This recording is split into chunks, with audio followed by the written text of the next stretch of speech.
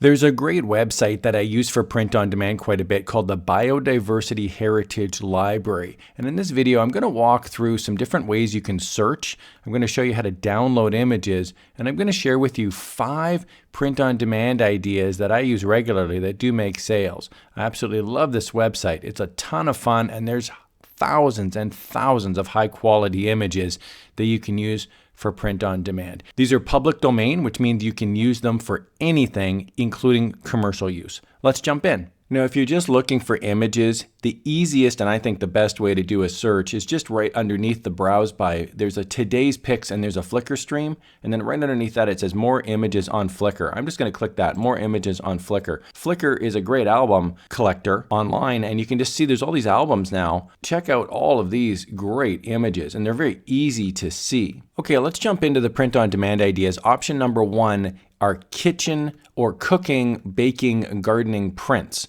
These are really popular in the kitchen. So as I scroll on down here through the Flickr stream, what I'm looking for specifically are pictures of plants. So I've got a couple options. What I can do is I can open up one of the albums. So over on the left hand side, it says an arrangement of British plants. And when I open that up, I can see here there's a whole bunch of plants, and it's got the names of them written underneath. I simply click on it. And from here, if I want to download this, I would then go over on the right hand side and I can click the download button. It's way on the right hand side, and you can see here it also identifies if the image is in the public domain, which is really nice. Now I will say, as I scroll down to the bottom, I'm going to see there's 74 pages on these Flickr albums, so you could spend the entire day just flipping through different Flickr albums, and the possibilities really are endless. But if you're in a bit of a hurry, or if you're a bit lazy like I am, another option is to type into Google biodiversity heritage and then the name of what it is you're actually searching for. So here, for example, I typed in the word basil, and I can see I get back a couple different results. So I'm going to open up this one in a new tab, and I'm going to open up this one in a new tab. And then from here, I get the Biodiversity Heritage Library, and I wind up with a pot of basil in every household. This is an old illustration. When I click on it, it's going to take me to the actual image, and in this case, it's the Biodiversity Heritage Library blog, and it's identified something from 1497, which is great. I can simply click on it. It's going to open it up, and look, it's from 1497. Chances are very high it's going to be in the public domain. It's got a whole bunch of different images there. I could simply right-click it, and I could save the image if I wanted to use that as a picture of basil. The other image that I selected from Google is a botanical illustration. I'm going to click on it. By the way, it'll always give you a copyright warning because Google doesn't really know or care if it's copyrighted. But here I can see the popular and prolific Mrs. Pratt. I'm going to continue reading, and I can see here this is plate number 122 from a book. When I click on that plate 122, it takes me right to the image itself, and it's going to give me on the right-hand side show info, copyright and tags. I've got permissions not in copyright down at the bottom. This is a super old illustration. And you can flip through this book. Sometimes when you find one good image, then you can scroll through and you can find other good images as well. So there, for example, on page 125, page 126. So there's some really cool stuff here. And then from there, I can make a print simply detailing what it is, or I can make some sort of a kitchen saying, but I'm using the illustration itself in a tool like Photoshop or Affinity Photo. Print on demand option number 2 is to use these illustrations simply as a historical print. So I'm just going to go right to the top of page 1 here, and I'm going to go to this third one in, Transactions of the Entomological Society of London. It's got 20 photos. You can see there's some awesome butterfly pictures. I'm going to click on this one right in the middle, and we can see these are illustrations of butterflies. And I'm just going to simply download this image. So over on the right-hand side, first I'm going to check that it's public domain. It is, because it's an old book.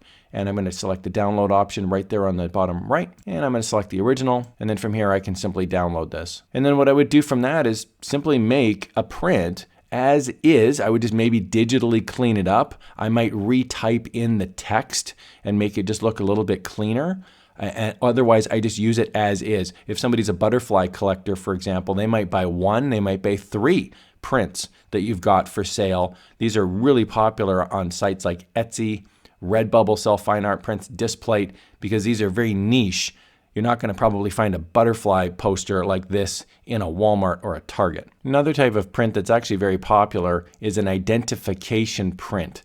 So if you're, for example, a bug fan, here I found an album on Flickr of the tsetse fly. And as I scroll on down, I'm going to see there's a pretty high quality illustration of this fly. I'm going to click on it and we can see there it is. I'll just zoom in. There he is in all of his glory. So if you download this and you were to use it, I would simply strip out the background and then I would draw little lines on the different parts of the bug, almost like an anatomy drawing, the wing, the thorax, or whatever it is on a bug. You'd figure out all these different things. And, you'd have to look at a reference picture and then you'd recreate something like this. So if you're a kid and you're a science buff, these are really popular for kids' rooms, or if you're in a medical lab, or if you're in a science area, school, a classroom, these can be really popular to use. Print on demand idea number 4 is niche t-shirts. So I'm going to give you an example. So here is a North American Herpetology Volume 4 of snakes. Yikes.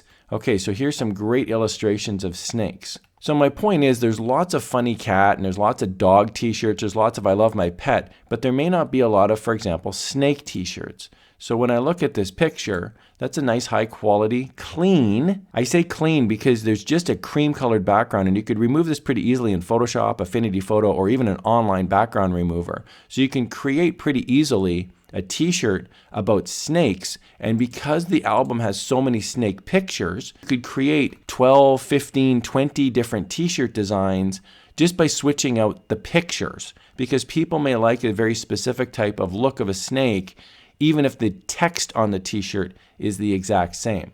Print on demand idea number 5 is to make a funny t-shirt based on these old vintage illustrations. It's the difference in the look between the vintage, classy, proper illustration and the text that would make things funny. So here, for example, I'm going to pick, these are really cool monkey illustrations, right? So yes, you could find vectors online, you could find something that's a bit more cartoony, but the fact that these look like vintage old illustrations because they are, that to me is what makes the design, or at least partially makes the design funny. So I'm going to pick this absolutely beautiful painting of this primate. I'm going to download them, and you can see just by adding in some text, you can make this design really funny really quickly because it looks like an illustration, a scientific illustration, but of course the text doesn't match the spirit of the drawing. So I love making these kind of designs, and they actually sell really well. The Biodiversity Heritage Library is a massive, massive website. I want to show you one last tip, is when you're in the Flickr albums, I'm just going to pick one here at random. So I'm scrolling down now and I can see these beautiful illustrations. When you click on the illustration, and yes, you've verified it's in the public domain, there's the actual link to the book itself right underneath. So when you click on the link to the book, it opens up the actual illustration. So I just want to point that out one more time, because you can then scroll through the book and you can find other similar illustrations inside the book. So this may be helpful if you want to actually see what else is inside the book. There may be nothing else of interest. There may be just a whole bunch of text and you've got one color illustration, or there could be other pages inside the book that have other illustrations as well that could look good. Sometimes there's photos, sometimes there's wonderful illustrations. It totally depends on what it is that the book itself had. I can spend hours and hours looking through these old books. These are amazing. A lot of really old, cool things in here. I really hope you found this walkthrough helpful. Remember, there's the Flickr library. There's also the actual Biodiversity Heritage Library website. Here's another video on how you can supercharge your print-on-demand journey.